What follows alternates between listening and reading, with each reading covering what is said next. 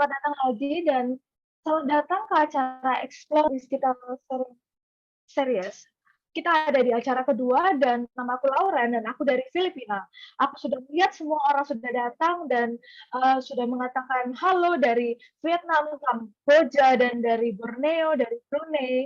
Mari kita berikan tepuk tangan kepada kita semua.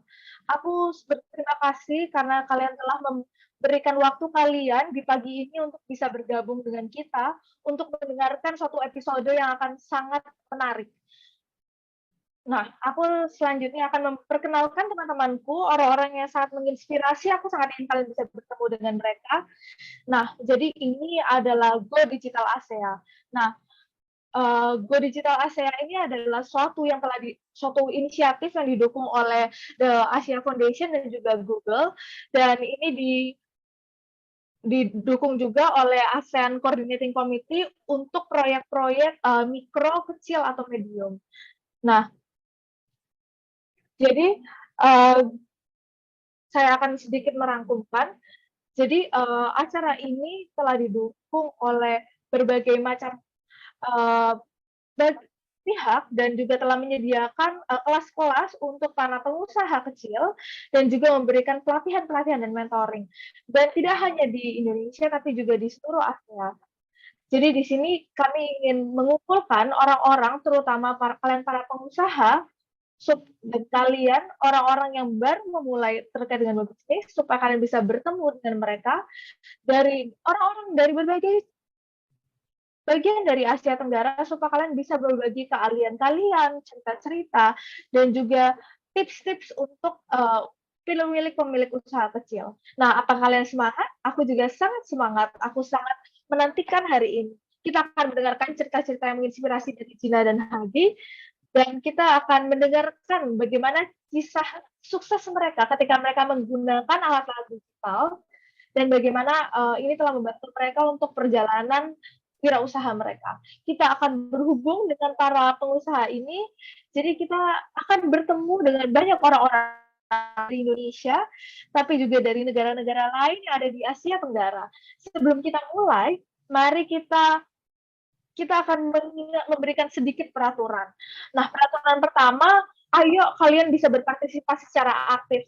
Gunakanlah emoji. Kalian kalau misalnya punya pertanyaan, nanti kalian bisa tanyakan di box kotak pertanyaan. Jadi kalian bisa mengirimkan pertanyaan kalian melalui chat di box Q&A. Kalian kalau misalnya cari di bagian bawah Zoom, kan bisa melihat ada bagian Q&A. Nah, jadi kalau misalkan ada komentar ataupun pertanyaan atau bahkan saran, silahkan untuk memberikan saran tersebut melalui box tersebut. Kalau misalnya kalian mau mengekspresikan, kalian bisa mengekspresikan diri kalian melalui emoji yang ada. Tidak hanya dengan emoji tersebut. Mungkin kalian mau memberikan emoji, memberikan jempol, atau memberikan hati. Silahkan gunakan alat-alat yang ada di Zoom ini untuk mengekspresikan diri kalian. Kalian juga bisa menggunakan akses interpretasi kalian. Di bagian bawah ada bagian kotak bola dunia. Kalian bisa menggunakan bahasa yang bisa kalian gunakan. Kalau kalian misalnya menggunakan HP, kalian bisa melihat juga ke layar bagaimana caranya untuk mengakses bahasa-bahasa yang bisa kalian akses. Nah, memang ada banyak sekali bahasa, tapi kita di sini bersama-sama untuk membantu kalian dalam perjalanan ini. Dan kami juga akan memberikan sertifikat untuk partisipasi. Jadi kalau misalnya kalian sudah menyelesaikan survei setelah webinar ini, jadi setelah survei kita akan memberikan link survei, jadi jangan ketinggalan, nanti kalian bisa mengisi survei tersebut, dan jangan lupa untuk mengingat, kalau misalnya kalian ada pertanyaan-pertanyaan, mungkin bisa dicatat juga untuk diisi di dalam survei tersebut, dan mohon untuk diisi. Dan webinar ini juga akan direkam dan akan disebarkan untuk program Asia Tenggara ini.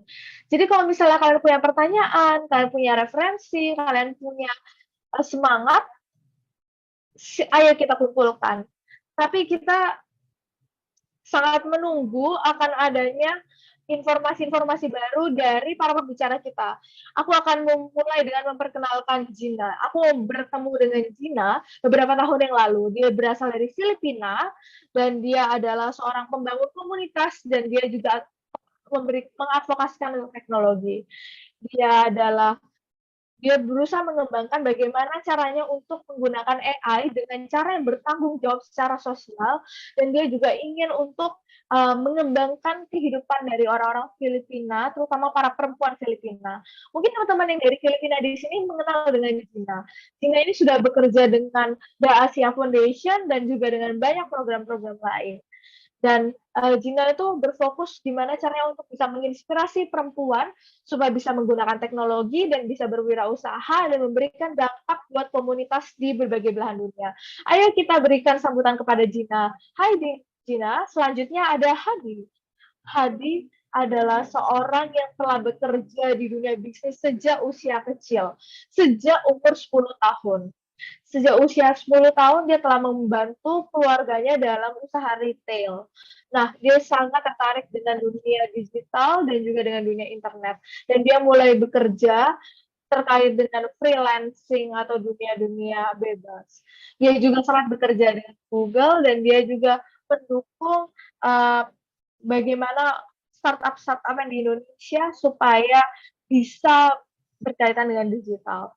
Dia memang seorang yang generalis, artinya dia bisa menguasai banyak hal.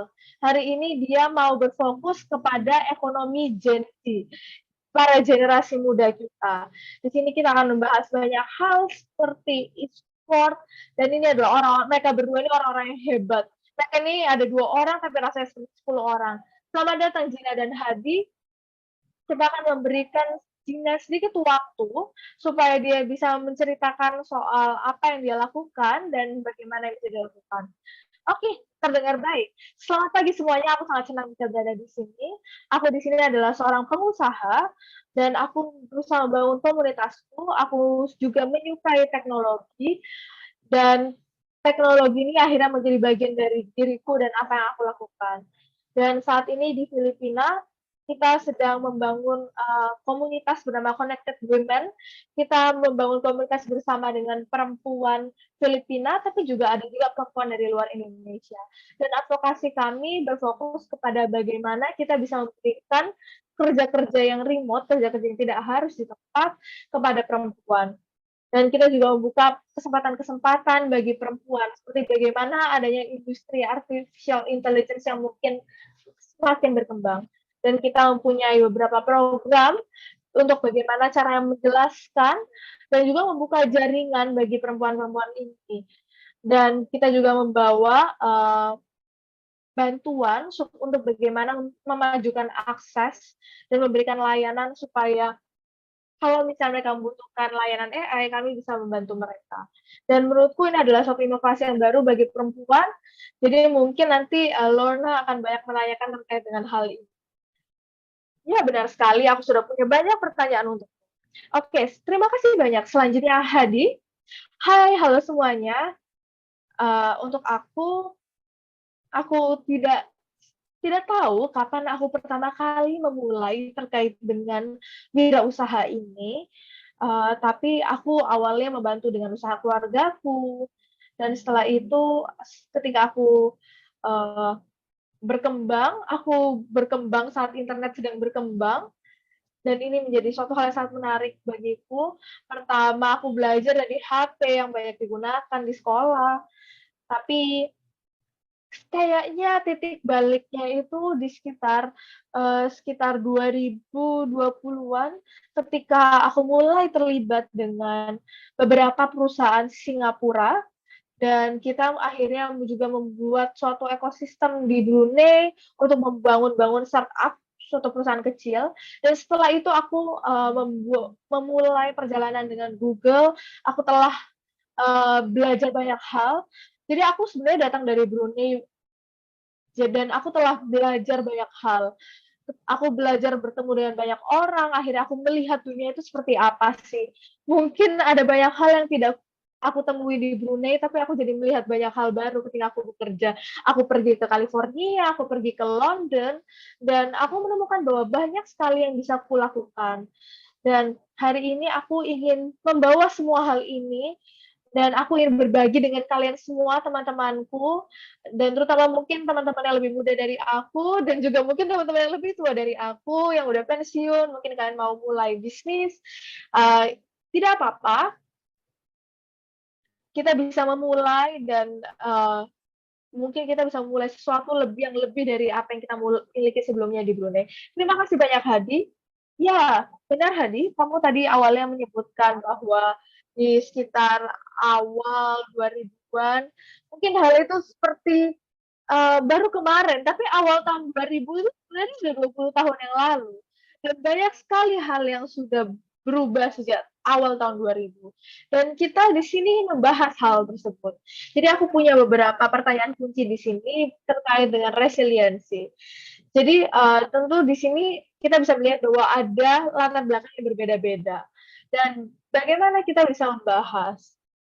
Jadi bagaimana sih kita bisa menemukan ide untuk bisnis atau mungkin bagaimana kita bisa melakukan hal dengan lebih baik? Pertanyaan pertamaku adalah, aku ingin kalian berbicara soal titiknya, tantangannya, bagaimana awalnya ketika kalian belum memulai, tapi di titik mana sih kalian berpikir bahwa aku harus melakukan suatu hal yang lebih baik? Jadi di mana sih waktu di mana ketika kalian merasa bahwa aku harus bisa lebih berkembang dengan lebih baik? Apakah kalian memiliki titik itu? Mungkin kalian bisa menceritakan, mungkin kita akan mulai dengan Gina. Oke, ya aku punya latar belakang yang sedikit menarik. Ibuku jadi dia datang dari suatu kota yang sangat kecil di Filipina, dia lalu pergi ke Inggris, untuk mencari pekerjaan baru, untuk bekerja sebagai pekerja rumah tangga, dan aku tinggal di komunitas di, Filipina, dan akhirnya aku ikut dengan dia untuk pergi ke Inggris. Jadi, ketika aku bertumbuh besar di Inggris, aku tidak memiliki tantangan yang sama dengan tantangan yang dimiliki di Filipina. Lalu ketika aku bekerja dan aku pindah ke Singapura, di sana aku bertemu dengan banyak, pekerja yang berasal dari Filipina. Dan ini menjadi pertanyaan buatku, kenapa sih kok banyak orang Filipina yang pergi ke luar negeri untuk mencari kerja? Kenapa kok tidak ada kesempatan kerja di Filipina?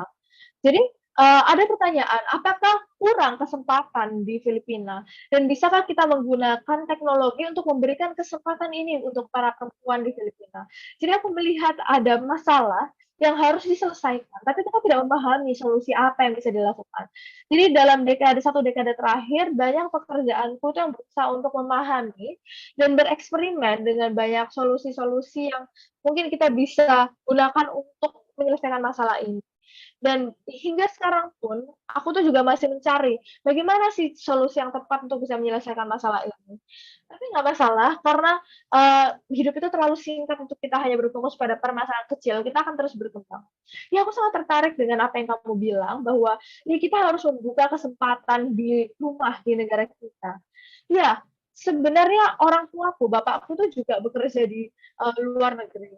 Jadi dia, meskipun dia bekerja sebagai seorang engineer, sebagai seorang teknisi, ada permasalahan terkait dengan, gaji yang lebih kompetitif di luar negeri. Nah, dengan adanya teknologi yang semakin berkembang sekarang, aku suka bahwa kamu mengatakan bahwa kamu masih berusaha untuk mencari solusinya. Nah, sekarang kamu sedang berusaha untuk melatih perempuan, terutama di dunia AI yang sekarang, dan bagaimana perempuan itu bisa menggunakan AI sebagai suatu alat untuk bisa mencari kesempatan kerja yang lebih banyak. Jadi menurutku ini sangat menarik. Terima kasih banyak, itu sangat menginspirasi. Menurutku itu juga sangat mengingatkan terutama buat kami dari Filipina, apa sih yang bisa kita lakukan. Mungkin kalau aku tidak bisa bekerja di luar Filipina, apa sih yang bisa aku lakukan? Nah, Hadi, bagaimana denganmu? Apa titik yang membuatmu berpikir, "Oh ya, aku harus melakukan ide ini, aku harus memulai suatu hal yang baru"? Hmm, jadi aku punya suatu, alasan yang lebih pribadi terkait dengan kenapa aku kembali ke Brunei dan aku memulai usaha di Brunei. Jadi aku, menghabiskan beberapa tahun belakangan di Indonesia dan Malaysia sebenarnya. Dan apa yang membuat aku memulai dengan startup ini adalah, jadi pertama adalah karena aku punya alasan keluarga, dan aku juga melihat ke teman-temanku dan juga keluargaku yang lebih muda, aku melihat, apa sih kesempatan yang mereka miliki. Dan kita melihat di Brunei itu ada pasar yang sangat kecil. Apa ya kata yang ku cari? Hmm, aku yakin di awal, tapi ketika aku di Indonesia dan aku melihat ada kesempatan yang ada di sana, aku tuh merasa bahwa banyak teman-temanku yang di Indonesia itu mencari uang itu nggak hanya dari Indonesia. Teman-temanku yang di Pakistan nggak hanya cari duit dari kesempatan yang ada di Pakistan. Aku melihat bahwa ada pasar global, dan pasar global ini tuh terbuka. Kita punya e-commerce kayak Shopee, Tokped, dan mereka tuh pasar yang sangat luas. Dan pandemi yang terjadi itu juga membuat adanya cara-cara yang sangat menarik soal bagaimana kita bisa memulai hal ini. Jadi aku jadi berpikir, apa sih yang kita bisa lakukan untuk mencari kerja tanpa meninggalkan negaraku?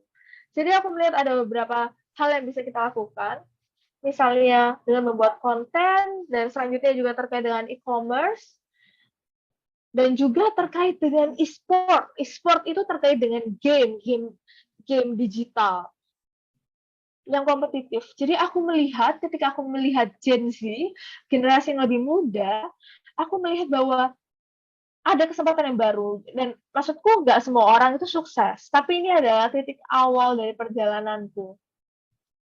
Jadi perjalananku ini dimulai dengan melihat pasar, dan aku berpikir bahwa kita nggak harus berpikir soal pasar fisik. Semua hal itu sekarang digital. Bagaimana kita bisa membuat uang, bagaimana kita bisa mencari uang, kita bisa membuat sesuatu yang internasional. Jadi bagaimana dari awal kita tuh bisa mendukung supaya ketika kita melihat ada masalah, apa sih bagaimana kita mau menyelesaikan masalah ini, kita bisa lakukannya dengan digital, dengan internasional. Jadi aku berpikir, bagaimana sih caranya aku bisa menyelesaikan masalah ini tanpa harus terbang ke Manila, ke Bangkok, ke negara lain. Karena ada satu titik di mana setiap hari itu aku harus terbang ke negara lain. Dan aku tuh tidak ingin, mungkin kalian merasa bahwa itu terdengar menarik ya, bisa terbang kemana-mana. Tapi menarik cuma di 1 bulan pertama. Setelah itu kalian akan kecapean. Nah, aku jadi berpikir bahwa dengan aku melihat ada alat-alat yang banyak ini, alat-alat yang aku pelajari di luar sana, oh mungkin ini adalah alat-alat yang bisa aku bawa pulang dan kita bisa gunakan bersama. Jadi aku suka sekali bagaimana kamu menggunakan bahasanya. Bahwa kamu melihat bahwa ada pasar pekerjaan di lokal yang memiliki kesempatan untuk membuat uh, kerja-kerja berdasarkan layanan yang menggunakan teknologi. Jadi kalau kita melihat kesamaanku dan Gina, kalian menggunakan teknologi untuk membawa pekerjaan. Jadi kalian menggunakan teknologi untuk membawa pekerjaan ke negara kalian dan bukan mengirimkan orang keluar. Jadi bagaimana kalian menggunakan pasar global? Nah, aku punya pertanyaan baru, yaitu ketika kita ngomong soal pasar ini, orang-orang tuh banyak yang berpikir ketika kita mau menjadi pengusaha, ketika kita membuat bisnis teknologi atau bisnis apapun, banyak orang yang berpikir bahwa kalian tuh harus punya kemampuan, seperti kalian tuh harus sekolah, kalian harus kuliah. Tapi menurut kalian gimana? Ceritakan sedikit soal terkait dengan pendapat kalian terkait dengan hal ini. Karena aku yakin ada sedikit perbedaan soal bagaimana kalian berdua memasuki dunia digital ini. Jadi aku merasa bahwa kalian itu tidak punya latar belakang yang seperti itu. Tapi apa yang kalian lakukan untuk bisa mendapatkan pengetahuan itu? Karena aku yakin banyak orang yang ketakutan untuk masuk ke dunia digital karena dia merasa, well, aku tidak punya pengalaman pendidikan terkait dengan teknologi. Jadi mungkin aku akan mulai dengan Hadi, lalu kita akan pergi ke Gina. Aku, well, jadi ketika aku pertama kali mulai bekerja lepas terkait dengan desain, aku tidak melakukan teknologi sama sekali. Sebenarnya latar belakangku tuh, aku tuh SMA akuntansi. Jadi di teman-temanku itu nggak ada yang paham soal program, soal teknologi. Ya, karena ini tuh terjadi di awal tahun 2000. Jadi untuk bisa memiliki internet bahkan hal itu tuh sangat mahal. Brunei itu salah satu negara yang punya internet yang paling cepat di Asia Tenggara, tapi ya itu mahal. Nah, kayak ini menarik memang, tapi itu sangat mahal. Jadi aku tuh berpikir gimana caranya supaya aku bisa mendapatkan internet ini. Jadi aku melihat bahwa banyak sekali orang-orang yang membangun halaman-halaman di secara online. Jadi aku merasa bahwa mungkin aku bisa melakukan ini. Jadi aku akhirnya berusaha belajar. Aku beli buku dari toko buku. Pokoknya aku tidak belajar hal-hal ini dari sekolah. Aku belajar ini dari buku, aku belajar ini dari luar, aku bertanya kepada teman. Hey, aku bilang juga ke temanku, aku ingin wajahku misalnya ada di internet. Misalnya nih temanku ada yang pingin punya suatu halaman di internet. Nanti aku diberikan uang sekitar $30, itu sekitar 300.000, 500.000, dan dia aku membantu temanku untuk membuat halaman-halaman di internet ini. Jadi mungkin orang-orang anak kalian yang anak muda, mungkin kalian nggak pernah mendengar GeoCity. Dan pokoknya di tahun itu kita tuh cuma punya Yahoo, kita nggak punya Facebook, kita nggak punya Instagram, kita nggak punya Google. Jadi aku tuh bikin halaman-halaman di Yahoo. Aku buat halaman, dan aku buat halaman, dan dari situ aku mendapatkan uang. Jadi di situ bagaimana aku memulai bisnisku. Jadi perlu diingat ya bahwa aku tuh sebenarnya nggak pernah belajar IT, aku nggak pernah belajar teknologi, aku bukan seorang programmer, aku belajar keuangan teman-teman.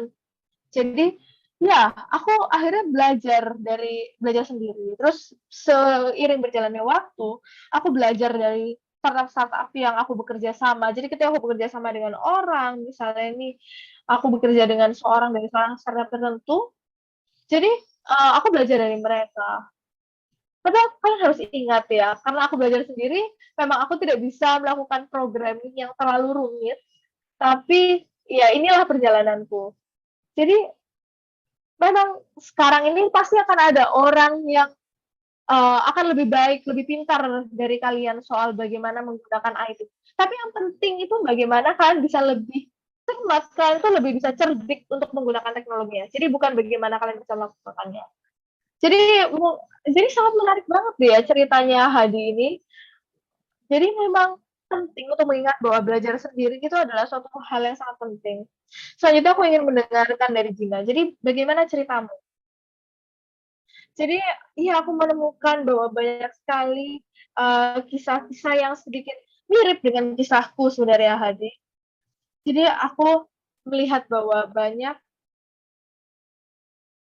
jadi aku berusaha untuk ketika kita ingin menjadi pengusaha, biasanya mindset-nya itu adalah bagaimana kita bisa menyelesaikan suatu masalah. Jadi ketika awalnya itu aku tuh bekerja sebagai seorang cabin itu, bekerja di pesawat. Dan waktu itu aku bekerja di pesawat sebagai pramugari, dan waktu itu aku sedang berpikir soal aku sedang hamil, jadi aku butuh uang lebih, aku tidak bisa bekerja karena aku sedang hamil. Jadi aku berpikir, gimana caranya aku bisa mendapatkan uang lebih banyak ketika aku sedang dalam posisi yang rumit.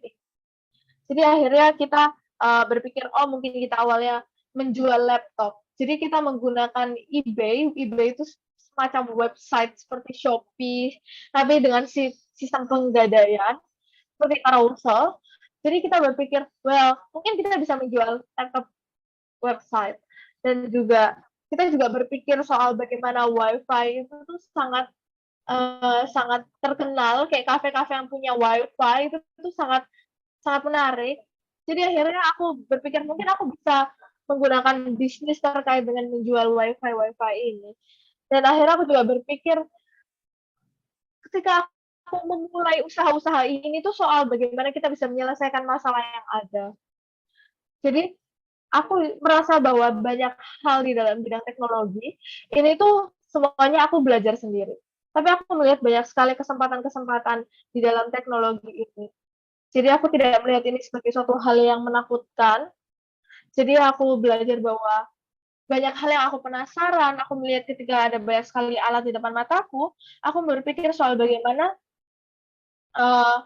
alat-alat ini bisa aku gunakan untuk menyelesaikan permasalahan. Dan saat ini kita sedang belajar terkait.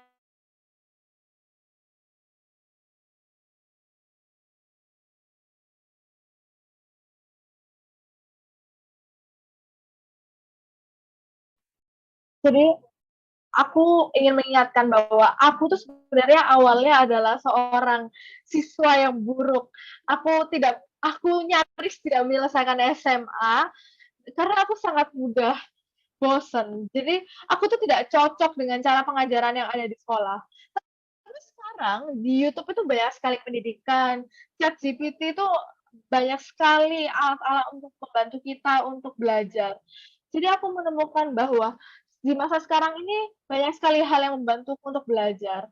Jadi buat teman-teman kalian, mungkin kalau kalau misalnya kalian merasa aku tuh nggak bisa belajar di sekolah, aku bisa belajar dari alat-alat ini. Ya, sangat menarik sekali bahwa belajar sendiri. Ketika kita seorang pengusaha, jadi kita ingin membuka kesempatan, banyak sekali reaksi-reaksi yang bisa terjadi. Jadi kita menemukan bahwa mungkin ada orang yang sedikit terintimidasi karena kayak banyak sekali informasi yang ada, terlalu banyak kemungkinan yang muncul. Apa yang harus kulakukan? Dari mana aku harus memulai? Dan ini juga menceritakan soal bagaimana kamu sangat berusaha untuk mempelajari hal baru dan kamu berusaha untuk menyelesaikan masalah dan usahamu untuk menyelesaikan masalah ini tuh membukakan banyak kesempatan untuk membangun bisnis. Jadi aku melihat sekali banyak orang yang bertepuk tangan, terima kasih banyak karena telah bertepuk tangan melalui emoji. Ayo kalian berikan tepuk tangan buat Ina dan Haji. Jadi aku punya lagi pertanyaan untuk kalian berdua. Ketika kalian sedang membuat suatu usaha, kalian mungkin membuat rencana. Jadi kalian mungkin sedang berjalan untuk bisa mendapatkan tujuan kalian. Dan kita menemukan bahwa sering sekali terjadi sesuatu yang membuat kita harus mengubah rencana kita, atau bahkan kita harus mengubah total dan memulai suatu hal yang baru. Apa sih suatu cerita yang mungkin kalian bisa bagikan kepada teman-teman yang ada di sini yang sangat membantu kalian dan apa nih yang kalian dapatkan? Misalnya nih, pelanggan itu biasanya suka hal ini atau pelanggan itu suka hal itu. Mungkin cerita apa yang kalian bisa bagikan kepada kita untuk bisa memberikan, sedikit saran kepada kita supaya kita tuh bisa berpikir, "Apakah aku harus tetap bertahan dengan cara ini atau mungkin aku harus mengubah caraku?" Mungkin kita bisa mulai dari Cina. Ya, ini adalah suatu pertanyaan yang sangat menarik karena kebanyakan ketika kita mau menyelesaikan masalah, terutama ketika kalian adalah seorang pengusaha yang baru, kita tuh merasa bahwa ide kita itu tuh pasti bisa menyelesaikan masalah ini. Tapi kenyataannya itu sangat berbeda. Ketika kita mau melaksanakan ide kita, di situ kita menyadari bahwa, wah, ternyata kita salah. Ternyata nggak semudah itu. Nah, jadi akhirnya ketika aku kembali dari Singapura dan aku pergi kembali ke Filipina di tahun 1997, kita awalnya berpikir bahwa kita tuh ingin membantu perempuan Filipina untuk bisa mengakses pasar global. Dan di kepalaku, aku berpikir ini akan membantu perempuan-perempuan yang kurang beruntung dan pergi keluar dari Filipina. Tapi ternyata aku salah, karena ketika aku membangun suatu platform untuk membantu perempuan, dan ini kita sudah menginvestasikan banyak hal terkait ini. Dan ketika kita meluncurkan platform kita ini, usaha yang aku rasa bisa membantu perempuan-perempuan yang kurang beruntung. Dan ketika aku melihat, ternyata perempuan yang bisa mendapatkan pekerjaan dari platformku ini adalah perempuan-perempuan yang berpendidikan, perempuan-perempuan yang cukup beruntung. Biasanya orang yang bisa menggunakan platformku ini adalah perempuan-perempuan yang sudah memiliki cukup banyak uang, dan ini tuh jadi suatu hal yang sangat mengagetkan untukku. Jadi ketika aku berusaha untuk menyelesaikan masalah dan aku berusaha memberikan solusi, ternyata solusiku ini tidak cocok dengan permasalahan yang ada. Dan aku awalnya berpikir bahwa mungkin kadang-kadang solusi yang kita tawarkan itu tidak menyelesaikan masalah yang awalnya ingin aku selesaikan, tapi ternyata menyelesaikan masalah yang lain. Jadi menurutku nggak masalah sih sebenarnya. Kadang-kadang kita bisa, ketika kita menemukan bahwa solusiku untuk menyelesaikan masalah yang berbeda itu nggak masalah juga. Tapi akhirnya aku berusaha kalau untuk kasusku ya, aku memutuskan untuk mengubah mengubah bagaimana pendekatanku, dan aku akhirnya masuk ke industri AI karena menurutku ini bisa membantu perempuan yang lebih kurang beruntung. Ini suatu cerita yang sangat menarik. Menurutku pasti sangat butuh kerendahan hati juga untuk bisa berpikir bahwa, wow, ternyata ketika kamu berpikir kamu sudah punya solusinya dan ternyata solusinya itu salah, ketika kita menemukan bahwa, hey, ternyata pasar yang ku dapatkan itu berbeda dari pasar yang aku bayangkan, wah, aku sangat senang bahwa kamu bisa mengubah pemikiranmu, dan aku juga sangat senang bahwa kamu mendapatkan dukungan dari timmu karena kamu bisa mengubah usahamu dan juga menargetkan pasar yang lebih kamu ingin targetkan. Nah, jadi selanjutnya yang ingin kita bahas itu adalah bagaimana kita bisa membawa permasalahan ini ketika kamu berbicara soal bagaimana sih kamu bisa membantu perempuan-perempuan pengusaha, perempuan-perempuan pekerja, dan bagaimana caranya untuk memberikan mereka uh, kebahagiaan dan juga mengembangkan potensi mereka.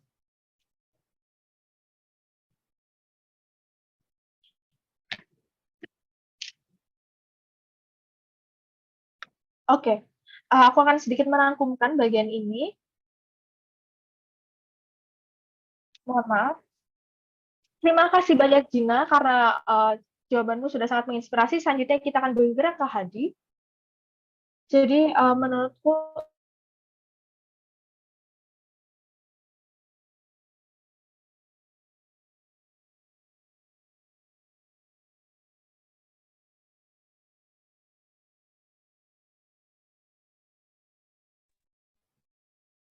awalnya aku memulai dan memiliki cita gitu.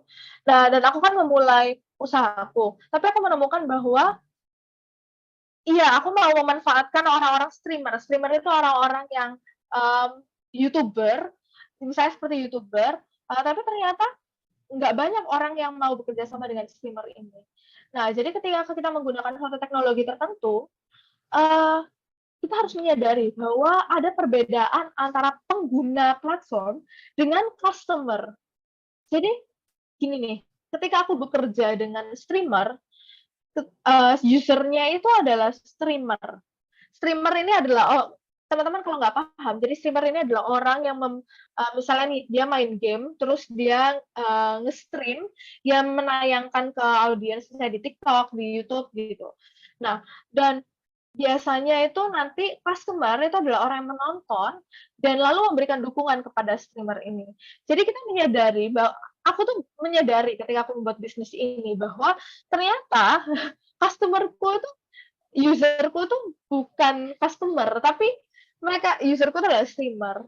Nah, akhirnya aku jadi menyadari bahwa mungkin kita bisa menggunakan cara yang lain. Misalnya nih dengan memanfaatkan e-commerce seperti Shopee atau Tokped. Nah, kita bisa menggunakan e-commerce ini untuk membangun-bangun kayak pasar yang dimana di situ konsumen bisa membeli dari e-commerce. Jadi dengan menggunakan e-commerce, aku tuh menyadari bahwa ternyata konsumen di Asia Tenggara ini, mereka ini tuh nggak biasa memberikan tips kepada streamer secara langsung. Dan ini tuh adalah budaya yang ada di mungkin di daerah barat. Tapi ternyata di Asia Tenggara, customer kita tuh lebih suka membeli, misalnya nih, membeli dari Shopee untuk mendukung streamer tersebut. Jadi misalnya ada YouTuber, jadi mereka tuh nggak biasa untuk langsung memberikan uang kepada YouTuber tersebut, tapi mereka bisa membeli barang gitu. Akhirnya kita menyadari bahwa ada kesalahan berpikir nih. Akhirnya aku berubah, kita mengubah cara bekerja kita. Ya, jadi kita menyadari kita telah membuat kesalahan. Jadi kita mengubah cara kerja kita mengubah pasar kita di dalam 3 minggu tersebut kita akhirnya mengubah paket-paket yang ada dan kita berusaha untuk memenuhi ekspektasi pasar yang lebih sesuai. Jadi ya kalau Gina mungkin kamu menyadari bahwa mungkin kalau Gina kan masalahnya adalah ternyata pasar target kita tuh berbeda. dari yang kamu harapkan. Kalau masalahku adalah ternyata platformku salah gitu. Oke, sangat menarik. Kita bisa melihat bahwa ketika kita berusaha untuk memulai suatu usaha, pasti banyak tantangan, banyak perubahan yang harus dilakukan. Perubahan itu adalah sesuatu hal yang sering terjadi. Jadi kita sebagai pengusaha, kita jangan sampai kita takut sama perubahan-perubahan yang terjadi. Nah, bagaimana cara kita bisa menguasai terkait dengan perubahan ini? Selanjutnya kita akan membahas soal alat.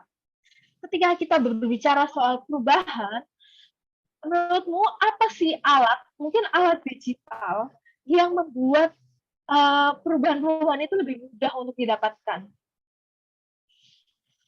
Apa sih alat yang sangat membantumu untuk bisa membantu untuk kalian bisa berubah menuju ke arah yang lebih baik? Dan kalian bisa memberikan tips juga apa yang membuat kalian bisa um, memulai transisi itu dengan lebih mudah. Pertanyaan yang sangat menarik. Jadi, kalau kita ngomong soal alat, alat itu selalu muncul alat yang baru. Banyak sekali alat. Ada alat yang bisa membantu kita bekerja, ada alat yang bisa mendistraksi kita dari pekerjaan yang ada.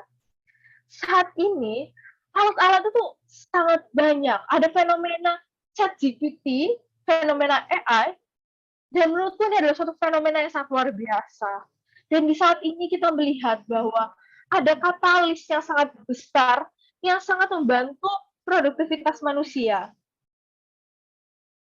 Jadi aku merasa aku ingin melihat ke masa depan dan juga mungkin ke masa sekarang. Kita harus selalu melihat ke depan, ada alat-alat baru apa yang bisa kita gunakan. Revolusi terkait dengan alat itu selalu terjadi. Internet itu sangat selalu berubah. Jadi misalnya nih, ketika kita mendengarkan musik dulu kita mungkin menggunakan tape recorder, menggunakan radio. Lalu sekarang kita menggunakan Spotify atau YouTube. Kita punya alat-alat juga. Misalnya dulu kita bekerja sendiri-sendiri di laptop masing-masing, tapi sekarang kita punya Google Drive, kita punya cloud, di mana kita menggunakan Google Drive atau internet untuk bisa bekerja bersama-sama. Dan kita menyadari bahwa, wah, alat itu sangat berubah. Dan aku sangat terkagum-kagum dengan alat-alat AI ini dan bagaimana mereka bisa berubah. Jadi, saran terbesarku untuk teman-teman di sini adalah, meskipun mungkin kalian nggak punya latar belakang terkait dengan hal ini, tetap berusaha untuk pelajari. Berusaha untuk penasaran. Coba pelajari. Tapi tetap kalian harus berhati-hati. Kalian harus tetap berhati-hati, tapi kita harus berhati-hati dengan optimis. Kita harus menyadari bahwa alat-alat AI ini cukup berbeda daripada alat-alat yang sebelumnya kita gunakan.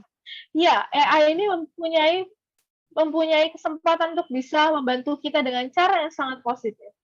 Tapi juga AI itu bisa membuat masalah di masyarakat kita.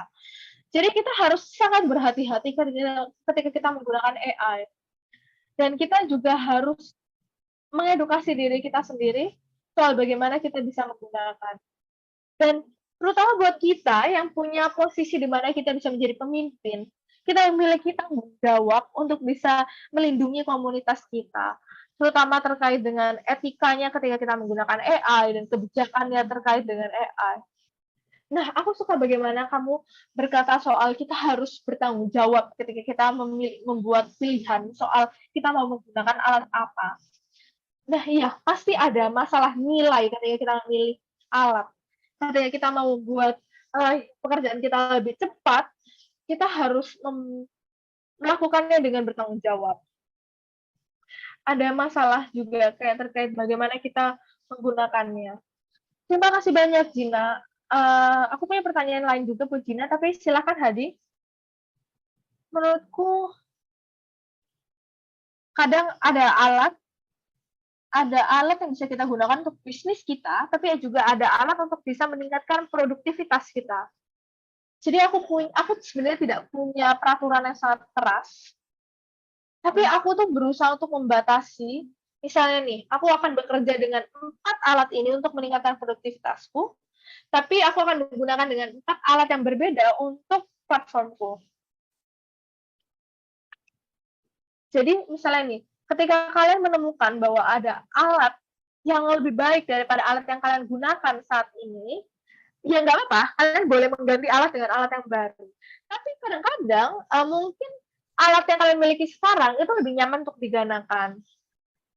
Misalnya nih, kalian bisa lihat ya bahwa laptop itu sudah 34 tahun ada bersama dengan kita manusia. Dan akhirnya muncul iPad, ada muncul Note. Tapi kenyataannya iPad itu masih sangat enak untuk digunakan, jadi nggak masalah. Jadi mungkin kalian menyadari, oke, bahwa kadang memang ada alat yang baru, tapi tetap saja ada alat yang bisa digunakan dengan menggunakan alat yang lama. Misalnya nih ada iPad nih, teknologi baru, tapi laptop itu tetap relevan, tetap bisa kita gunakan. Jadi sama dengan alat, ketika kita ngomong soal alat, kalian mungkin punya 5 alat yang bisa kalian gunakan untuk diri kalian sendiri. Misalnya seperti Gina, seperti kita menggunakan kolaborasi menggunakan cloud, misalnya aku menggunakan Google Drive, aku telah menggunakan Google sejak Google diciptakan. Aku sudah menggunakan Google dari dulu sampai sekarang. Dan mungkin banyak hal-hal yang baru, tapi aku tetap menggunakan Google. Dan aku merasa aku akan tetap menggunakan Google untuk beberapa tahun ke depan. Dan selanjutnya, setelah itu, ya, balik lagi, aku merasa bahwa aku menggunakan Google karena dia memiliki banyak sekali alat yang bisa meningkatkan produktivitasku. Dan ketika kita ngomong soal bisnisku, aku menggunakan alat-alat seperti alat-alat untuk mendukung marketing. Nah, misalnya nih, ketika pasarku tuh ada TikTok, Gen Z. Jadi aku pergi ke TikTok. Ketika pasarku adalah milenial, aku pergi ke Instagram. Jadi ini misalnya nih kalian mau jualan ke anak muda, ke Gen Z. Ngapain kalian jualan di Facebook? Nah, jadi kayak kita harus menyadari nih, ketika kita memilih untuk menggunakan suatu alat, misalnya nih, aku suka banget pakai TikTok, tapi aku mau menjual produkku ini ke milenial yang adanya di Instagram. Jadi ya aku harus berubah. Kalau misalnya aku mau menjual ini ke anak muda, aku harus pergi ke TikTok. Nah, jadi ya balik lagi, kita harus beradaptasi sesuai dengan target pasar kita, tapi kita juga harus bisa membatasi. Kita tuh harus bisa fleksibel. Kita harus bisa memastikan bahwa alat-alat yang kita gunakan itu bisa membantu kita dalam kehidupan sehari-hari. Tapi kita jangan sampai kita yang dikontrol oleh teknologi. Terima kasih banyak Hadi, kamu telah menjelaskan apa yang aku maksud dengan distraksi. Sangat mudah sekali kita untuk terdistraksi dengan hal baru. Misalnya nih, kita kasihkan untuk membuka Instagram, ternyata kita telah menghabiskan 1 jam. Atau misalnya nih kita mau mencoba alat yang baru, terus ternyata kita malah menghabiskan waktu yang terlalu lama untuk menggunakan alat baru ini. Nah, menurutku ini sangat menarik.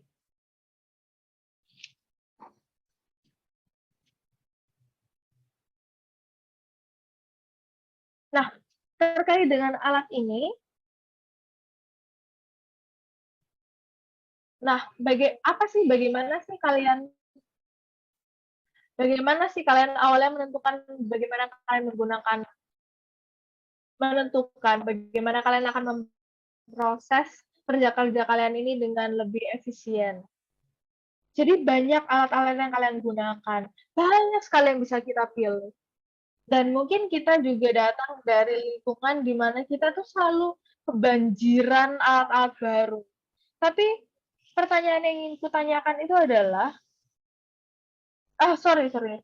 Mohon maaf, aku bilang awalnya aku punya 1 pertanyaan, tapi sebenarnya aku punya 2 pertanyaan. Jadi menurutmu pertanyaannya adalah dampak apa yang kalian dapatkan ketika kalian berganti dari satu yang alat ke alat yang lain? Misalnya nih, kalian ganti dari alat A ke alat B.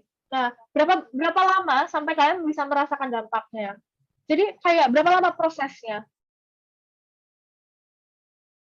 Jadi kayak ketika kalian merasakan dampaknya, dan kalian tuh bisa melihat dampak ini dari mana? Kalian mengukur dampak ini dari mana? Apakah kayak ketika kalian berganti alat,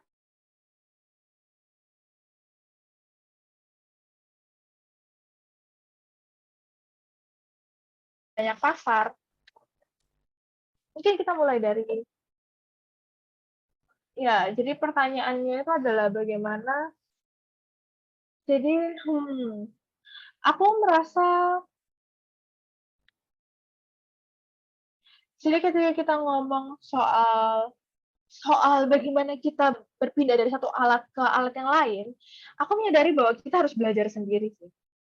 Dan aku rasa, di kerjaku yang sebelumnya, kita biasanya punya alat yang bisa melihat seberapa efektif kita bekerja.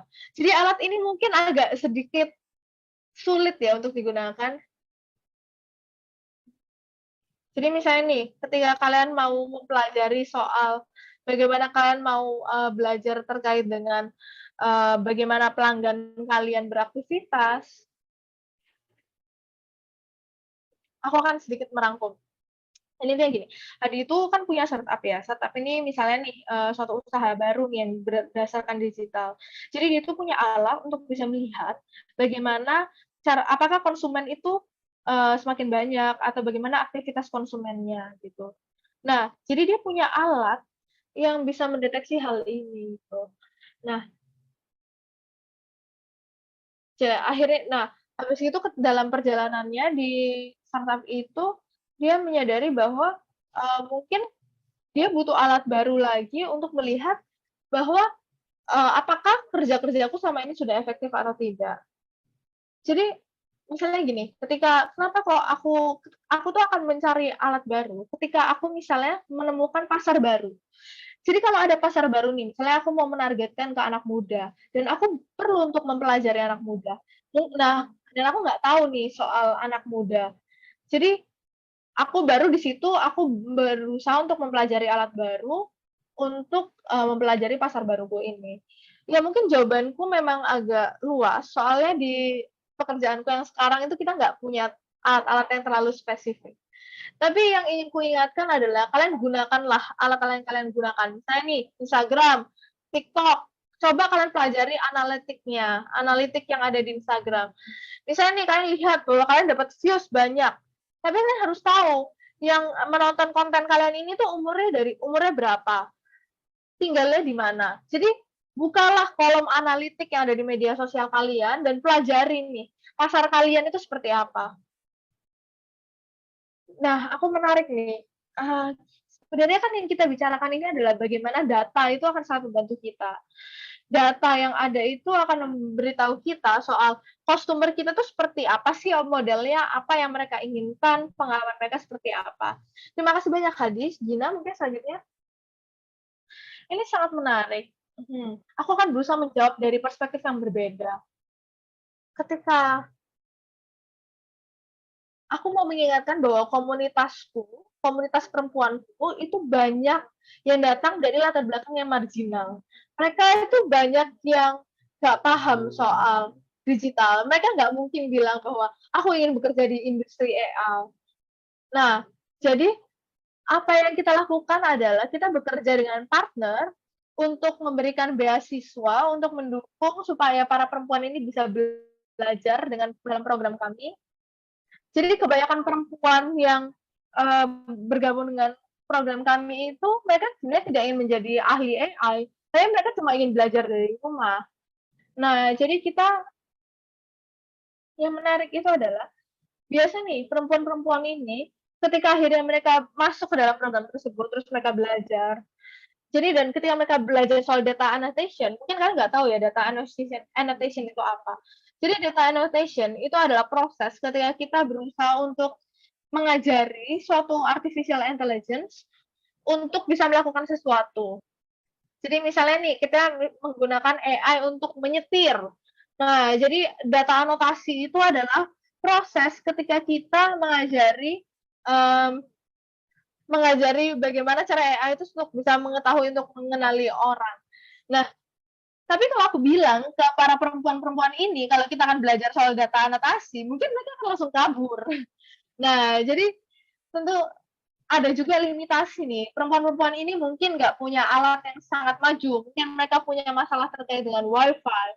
Dan juga ada banyak tantangan-tantangan yang lain. Tapi masalahnya gini, jadi biasanya nih, ketika kalian sudah ada di webinar ini, otomatis kalian sudah menggunakan Zoom. Berarti kalian sudah menggunakan YouTube. Nah, berarti kalau ketika kalian sudah tahu cara menggunakan YouTube, berarti kita bisa belajar teknologi lain menggunakan platform-platform itu.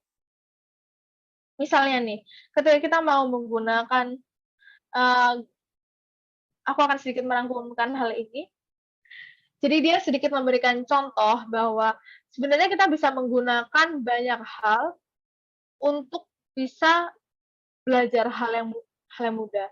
Jadi kayak kembali lagi ke data anotasi, jadi, kita tuh mengajari perempuan-perempuan ini dengan nggak ngomong ke mereka bahwa kalian akan belajar data anotasi, tapi kita memperkenalkan mereka dengan hal yang lebih simpel, hal yang lebih familiar buat mereka, dan pelan-pelan kita mempelajari hal yang baru. Dan iya, memang ada juga masalah terkait dengan literasi data. Literasi data ini beda ya dari literasi digital. Jadi, bagaimana untuk mengajari para perempuan ini, bagaimana mengajari para pengusaha ini untuk bisa membaca data itu sangat penting. Karena menurutku, mengajari dan belajar soal supaya kalian tahu nih, kalau kalian punya banyak view, banyak penonton, misalnya banyak platform ini, sebenarnya artinya apa? Sangat penting kalian untuk bisa membaca data. Ya, sangat penting ya, catatan dari Gina. Terutama ketika kita ngomong soal digital atau artificial intelligence, mungkin kita awalnya sangat terintimidasi, kita takut untuk melihat hal-hal ini. Kayak, wow ini adalah hal yang sangat baru, sehingga kalian mungkin merasa ingin kabur. Tapi, ya memang untuk supaya kita nggak kabur, mungkin kita bisa mengenalkan dengan cara yang lebih praktis, dengan cara yang lebih mudah. Nah, misalnya nih dengan mengenalkan menggunakan, alat-alat yang lebih simpel seperti Instagram, TikTok, YouTube. Ketika kalian sudah ada di webinar ini, berarti kalian tahu cara menggunakan Zoom, kalian tahu cara menggunakan YouTube, dan kalian bisa belajar dari hal yang lebih simpel.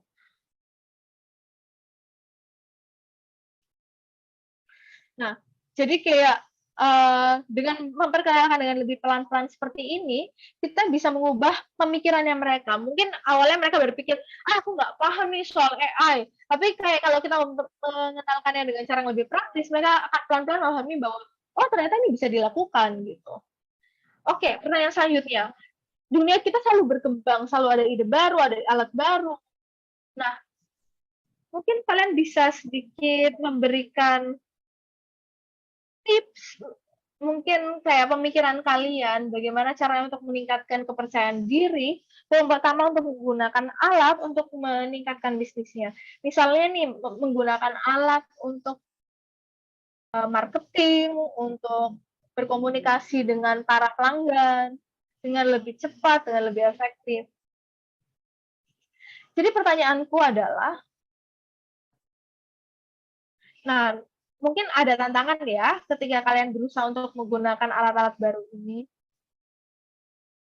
Mungkin tantangan kalian nggak serumit itu karena kalian berusaha untuk mempelajari teknologi.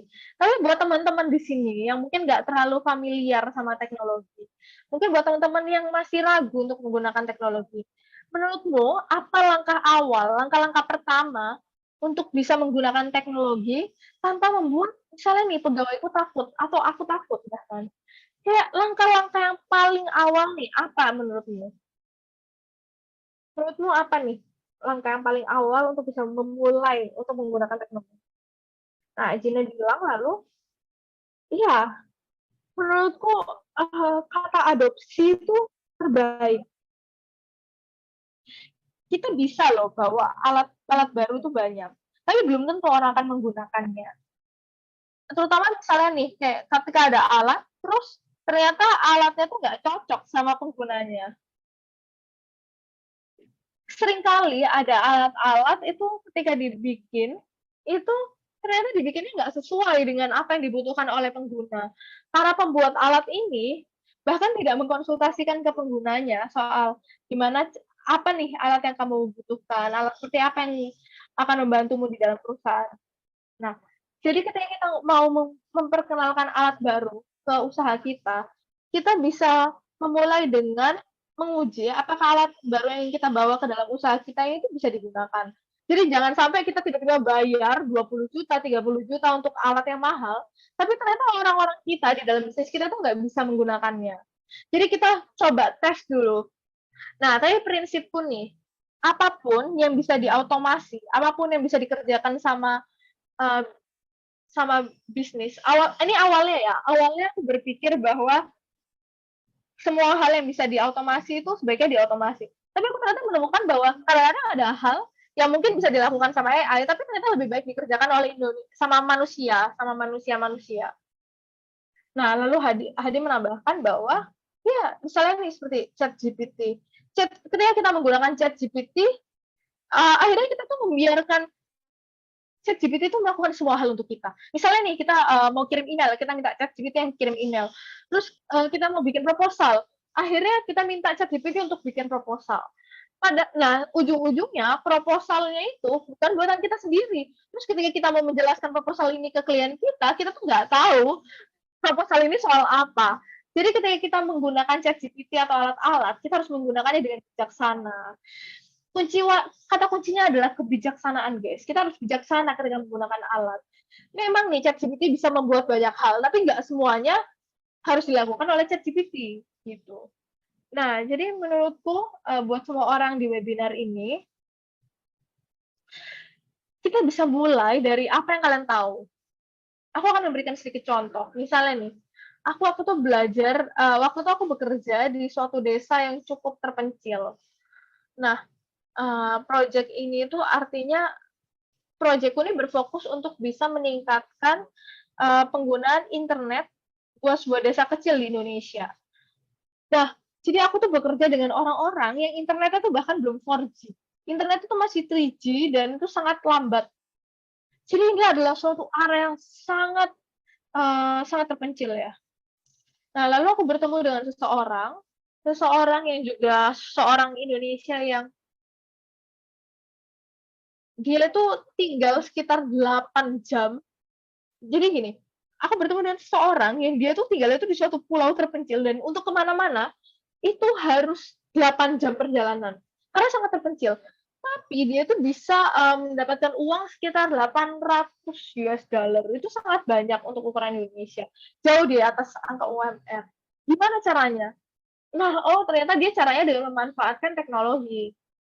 Nah, jadi dia menggunakan teknologi supaya kayak dia itu nggak harus misalnya dia pesan barang terus barang itu dikirim ke dia dulu baru dikirim ke orang lain. Enggak, tapi dia menggunakan internet itu untuk kayak ya udah dari misalnya aku beli alat nanti alatnya langsung dikirimkan ke tempat yang lain gitu. Nah, dan dia melakukan ini dengan internet yang sangat-sangat lambat. Nah, jadi kalian melihat nih bahwa sebenarnya kita tuh bisa tantangan itu kita bisa melakukannya. Nah, contoh kedua, kalian mungkin kenal ya bahwa ada Gojek, ada Grab. Mungkin di awal-awal ketika kita tahu nih, ingat awal-awal Gojek dan Grab, kita Grab dan Gojek itu tuh mungkin awalnya sedikit berbeda ya. Tapi sekarang Gojek dan Grab itu mereka punya banyak sekali drivernya tuh sangat sangat banyak ya sekarang. Tapi kami tuh menemukan bahwa ternyata banyak driver yang nggak bisa membaca. Nah, terus gimana caranya mereka bisa menggunakan aplikasi tersebut? Nah, ternyata mereka kan bisa menggunakan aplikasi itu tanpa harus bisa membaca atau menulis dengan baik. Jadi ada alat-alat tersebut dan ternyata para pengemudi Gojek dan Grab ini mereka tuh berusaha untuk belajar meskipun awalnya mereka nggak bisa baca, mereka berusaha untuk belajar bagaimana cara menggunakan aplikasi ini supaya mereka bisa bekerja. Jadi kita bisa melihat ya bagaimana orang-orang ini berusaha untuk mempelajari alat tersebut. Nah, contoh selanjutnya adalah ayahku. Ayahku tuh udah pensiun gitu. Nah, tapi dia tuh nggak pingin 100% nggak bekerja. Jadi akhirnya ayahku tuh pergi dan belajar untuk menggunakan TikTok dan menggunakan Instagram. Jadi dia tuh membantu pemerintah untuk kayak membuat suatu laporan keuangan. Dan aku bahkan nggak bisa melakukan hal tersebut. Aku merasa yang dilakukan oleh ayahku itu terlalu rumit. Tapi ternyata bapakku tuh pergi ke YouTube, pergi ke TikTok, dia belajar dari YouTube dan TikTok, dan dia menggunakan apa yang ia pelajari itu untuk belajar dan akhirnya membuat laporan keuangan yang aku bahkan nggak bisa lakukan gitu. Iya. Nah, jadi ini dari ketiga cerita ini kita bisa menemukan bahwa kita tuh bisa berada di titik manapun dalam hidup kita. Tapi ketika kita mau memulai dan kita mau belajar pelan-pelan dari hal yang kita paham, dan kalian nih punya keinginannya dan kita mengerti sedikit lah soal alat baru ini, kalian pasti bisa untuk belajar. Yang kalian butuhkan hanyalah waktu. Kalian kayak nggak peduli latar belakang kalian atau usia kalian, kalian pasti bisa mempelajari hal tersebut. Asal kalian memiliki keinginan untuk belajar hal tersebut. Iya, sangat menarik sekali. Nah, aku punya sedikit pertanyaan karena dari para pendengar kita di sini. Pertama ada pertanyaan dari Teddy. Jadi menurutmu apa apa langkah pertama untuk memulai bisnis dalam kripto? Jadi apa langkah bisnis kripto? Gina bilang, well ini bukan bidangku, jadi aku nggak pernah tahu gimana Hadi. Hadi bilang, jangan lihat kripto sebagai kripto. Blockchain itu adalah suatu teknologi yang sangat luar biasa. Blockchain itu bisa membuat kita untuk membuat kontrak, bisa membantu kita untuk menjadi sangat transparan terkait dengan bisnis kita. Jadi pertama kamu harus tahu dulu, kenapa kok kamu mau pergi ke kripto? Atau kamu mau berspekulasi dan kamu mau berinvestasi, berspekulasi dan sehingga kamu mau masuk ke kripto? Jangan seperti itu motivasinya. Jadi menurutku ya, kuasanya kenapa kok blockchain itu sangat luar biasa. Menurutku ini sebenarnya kekuatannya mereka itu soal kontrak. Jadi ketika kita misalnya kamu mau menjual rumahmu atau misalnya membuat kamu mau membuat perjanjian sewa atau kalian mau uh, kayak memindahkan uang dari mana ke mana. Nah, disitulah kekuatannya kripto. Jadi langkah pertama adalah kamu harus tahu dulu kenapa kamu mau menggunakan kripto. Kalau misalnya kamu mau berinvestasi saja, kalian harus sangat berhati-hati. Tapi menurutku, kalau kamu cuma mau berspekulasi, itu akan sangat sulit untuk dilakukan. Dan itu bukan pasar yang sangat bagus. Aku sangat tidak menyarankannya. Jadi kamu harus tahu apa yang bisa dilakukan oleh blockchain. Blockchain ini teknologi yang membuat kripto ya teman-teman. Jadi balik lagi ya, waktu dan energi kalian harus mempelajari ya teman-teman. Jadi ada pertanyaan lagi, oh aku suka sekali pertanyaan ini. Apakah lebih penting untuk kita berfokus kepada suatu titik yang mungkin cukup unik atau kita harus mengeksplorasi hal baru? Apakah kita harus spesialisasi atau generalisasi? Aku akan menjawab ini dengan sangat cepat. Well, tergantung seberapa besar niche kalian dan seberapa besar bisnis kalian yang ingin kalian lakukan. Jadi misalnya nih, aku punya teman-teman yang niche-nya itu sangat kecil mungkin ya. Jadi dia melakukan usaha F&B, usaha makan. Well, dan dia suka dengan niche tersebut dan dia mampu melakukannya itu.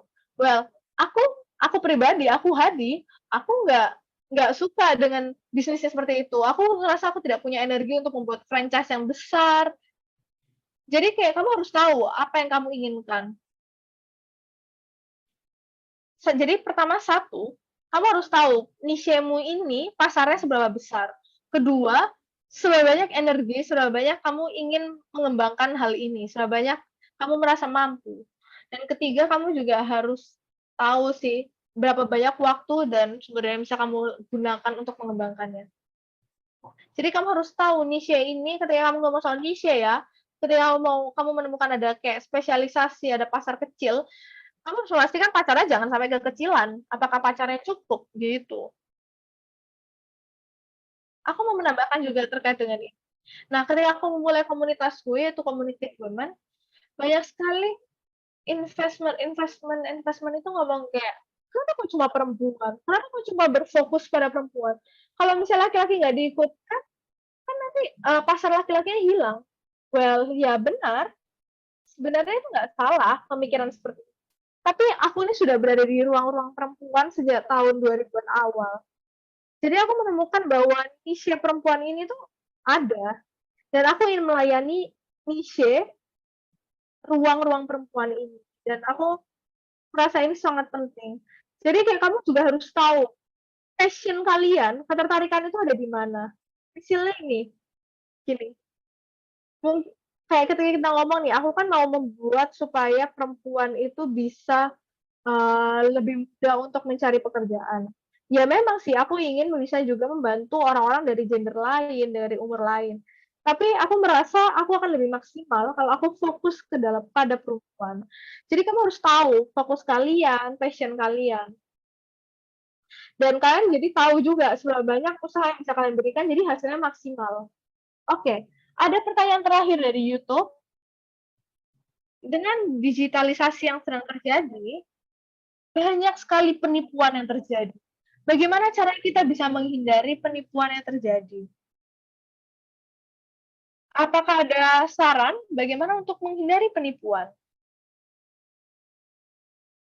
Iya, sangat susah. Kayak artificial intelligence sangat berguna untuk kita, tapi artificial intelligence itu juga membuat sangat susah untuk bisa melihat apakah ini penipuan atau tidak. AI itu bisa membuat video-video yang menipu. Nah, oleh karena itu kita harus mempelajari dan kita harus sangat berhati-hati. Oleh karena itu membuat kebijakan itu juga sangat penting. Tapi kalau kita ngomong soal diri kita sendiri, kalian harus update, kalian harus tahu bagaimana teknologi-teknologi ini berkembang. Nggak cuma tahu bagaimana cara menggunakannya, tapi risikonya apa, kebahayaannya apa. Mungkin kalian suka ya nge-skip terms and condition, nge-skip bagian kayak ya udah gitu. Tapi kayak kalian harus tahu nih, ketika kalian menyetujui misalnya Instagram, apa saja yang kalian berikan pada Instagram. Misalnya nih,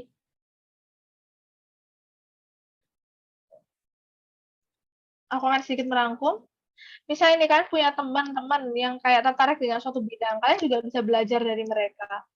Jadi kalian bisa berjejaring dengan orang-orang yang mungkin melakukan hal yang mirip dengan yang kalian lakukan, tapi di negara lain dan mungkin sudah lebih berkembang. Jadi kalian bisa belajar dari mereka. Nah, dan kalau kalian sudah bekerja dari mereka, nanti kalian bisa membagikan ke komunitas kalian. Terima kasih banyak, Gina. Menurutku, nggak cuma penipuan ya, tapi juga misinformasi. Jadi kayak informasi yang salah. Ya, aku setuju sih bahwa penipuan itu sebenarnya ya mirip dengan misinformasi. Tapi misinformasi itu juga terjadi kadang tanpa adanya penipuan. Misalnya nih, kamu kamu merasa bahwa ini adalah sumber yang salah gitu. Tapi ternyata orang-orang banyak yang mempercayai sumber informasi ini dan sumber informasi ini disebar. Jadi sebagai seorang manusia, kita harus ya kita harus menyadari bahwa kita tuh memiliki lensa budaya. Kadang kita tuh memiliki budaya-budaya tertentu. Kadang kalau misalnya ada informasi baru yang kalian dapat, terus kalian merasa bahwa ini nggak sesuai dengan budaya kita, mungkin ini tidak benar. Nah, kembali lagi ke penipuan. Nah, kalau misalnya kalian menggunakan lensa yang berpikir bahwa aku harus mendapatkan uang dengan secepat-cepatnya. Ketika kalian mendapatkan tawaran yang sebenarnya penipuan, kalian mungkin akan mengambil tawaran itu. Nah, kalian harus menyadari. Jadi dari awal, penipuan itu sebenarnya bukan hal yang baru. Dari awal internet dibentukkan, email-email yang penipuan itu sudah banyak banget. Jadi kalian tuh harus bisa mempelajari penipuan itu seperti apa. Kayak ada kalau misalnya ada orang menawarkan uang dengan cepat, kemungkinan besar itu penipuan. Nah, ini tuh sudah ada sejak dulu. Jadi semakin lama, kamu akan menyadari kalau misalnya kamu mendapatkan nih email yang bilang, aku dari negara ini, aku akan menawarkan kamu uang sekian juta, dan kalau kamu misalnya mau mengirimkan uang, ya jangan percaya gitu. Misalnya nih ada temanmu yang meminta duit, mau misalnya nih kamu punya teman, terus temanmu ini mau meminjam uang dari Instagram. Saya dia bilang, aku habis kecelakaan, apakah kamu bisa mengirimkan aku uang? Kamu harus yakin dulu, ini beneran temanku atau bukan? Jadi kamu harus mempelajari alat itu, ya misalnya di sini Instagram. Jadi kamu harus belajar Instagram-nya, kira-kira benar nggak ini temanku? Atau jangan-jangan ini bukan teman gitu. Ya memang ini agak sulit ya terdengarnya, tapi kita memang harus, apa ya, kita harus bisa mempelajari alat-alat yang ada dan cara paling mudah untuk nggak gampang ditipu itu adalah kalian harus kalau misalnya kalian itu tidak terlalu terkenal, biasanya orang-orang tidak akan terlalu ditipu. Jadi kalau kalian, aku yakin sih ini adalah suatu saran yang mungkin agak sulit karena sebagai pengusaha mungkin kita harus membuka profilnya. Jadi yang tips dari aku ya, aku tuh memisahkan antara diriku sebagai pemilik bisnis dengan diriku yang pribadi. Supaya diriku yang pribadi itu nggak kecampur dengan diriku yang bisnis. Jadi orang itu kalau menipu aku, itu lebih sulit. Karena aku memisahkan privasiku dengan bisnisku gitu. Jadi kita tuh harus berhati-hati juga ketika kita melakukan sesuatu di internet. Nah, juga kalian juga harus lebih berhati-hati ketika menerima informasi, meskipun mungkin informasinya tuh terdengar bisa dipercaya, tapi kalian harus membuka pikiran bahwa, hey mungkin aja itu misinformasi gitu. Jadi selalu verifikasi. Nah, sangat menarik ketika kita memang mau masuk ke dalam suatu alat baru, ketika kita mau mulai suatu bisnis baru, kita banyak yang harus kita pelajari, banyak yang harus kita verifikasi. Kita harus berhati-hati. Teknologi itu ada untuk membuat hidup kita lebih mudah, tapi banyak juga orang-orang yang mau memanfaatkan teknologi ini untuk hal-hal yang tidak baik. Jadi kita harus sangat berhati-hati. Jadi terima kasih banyak Gina dan Hadi. Terima kasih banyak kita sudah mengeksplorasi banyak hal. Apa yang aku dapatkan dari sini adalah bahwa langkah-langkah kita untuk menuju kesuksesan itu bukanlah suatu jalan yang mulus. Mungkin jalannya ini akan berliku-liku. Ada banyak hal-hal yang kita perlu pelajari. Misalnya nih terkait beradaptasi, terkait dengan tantangan yang ada, bagaimana kita menggunakan teknologi. Tapi banyak hal-hal yang telah kalian bagikan hari ini pasti akan membantu teman-teman yang sedang menonton. Teman-teman yang menonton di YouTube, yang sedang menonton dari website kami, jangan sungkan-sungkan untuk membalas. Kalian juga mungkin bisa menonton kembali videonya dan kalian mungkin bisa mempelajari apa tips-tips yang telah diberikan oleh Gina dan Hadi hari ini.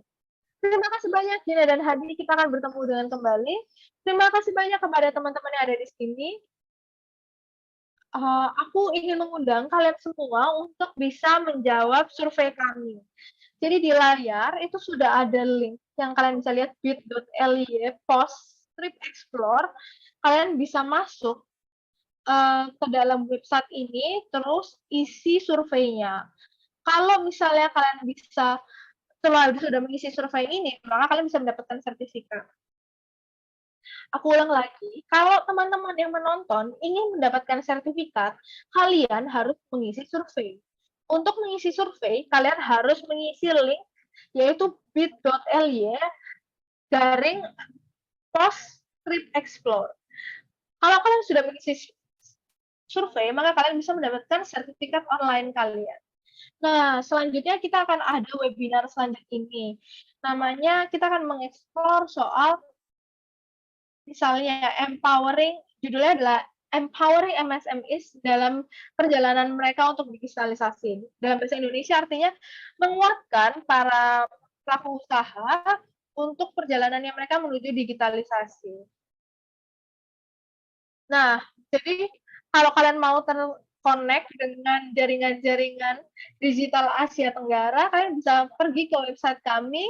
Kalian juga bisa pergi ke Facebook-nya, mungkin kalian semua sudah ada di Facebook. Nanti kami akan menjawab pertanyaan-pertanyaan yang mungkin belum dijawab. Terima kasih banyak. Selamat siang semuanya. Terima kasih semuanya yang telah mendengarkan. Kalau misalnya ada yang kurang jelas, mohon maaf. Nanti kami akan menjawabkan lebih lanjut. Terima kasih banyak. Teman-teman bisa memberikan emoji untuk menunjukkan bahwa terima kasih kepada semuanya. Terima kasih semuanya.